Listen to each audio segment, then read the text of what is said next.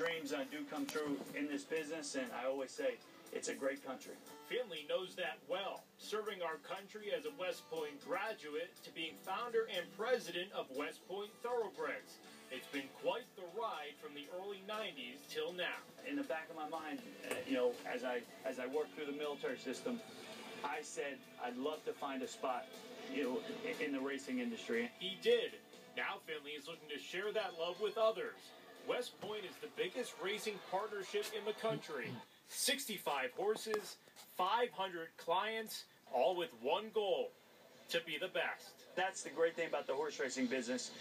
A good horse can and often does change your life. And there aren't very many things in our world that can change your life. And that's what I try to convey to people who are looking to get into the business is it's an unbelievable feeling to have a good one. And that's what they've got.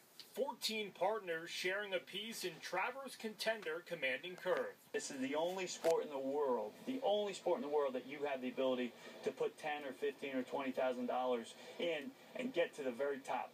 Those partners cashed in on the first Saturday in May. In the Kentucky Derby, I didn't want to be last, right? Because we only had a single horse beat. Commanding Curve and Ride on Curlin, who was taken to the back by Calvin Burrell, will be last of them all. And then I saw him start to pick up horses, and as they turned for home, I was like, he's starting to run a little bit. And from the back of the pack on the outside, Commanding Curve is taken second. For about 5 or 6 seconds, I said to myself, I asked myself the question, is this what you feel like right before you win the Kentucky Derby? Right, and then I shifted my focus to California Chrome. I saw he was, right, we weren't going to beat him, but still, that was an incredible feeling to be like, for that 5 seconds, to be like, wow. From second in the Kentucky Derby to the Midsummer Derby, the stage is set. It's big, it's huge. It's the Midsummer Derby, and it's the marquee race here.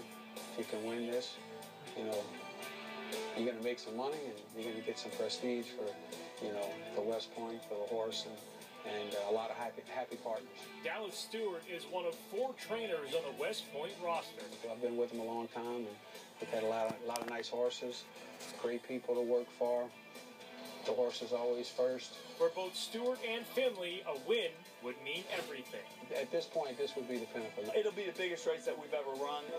The winner's circle here at Saratoga is the goal for any owner. But if Commanding Curve pulls through in the Travers, there might not be enough room for all of the West Point connections. It'll be a big circle.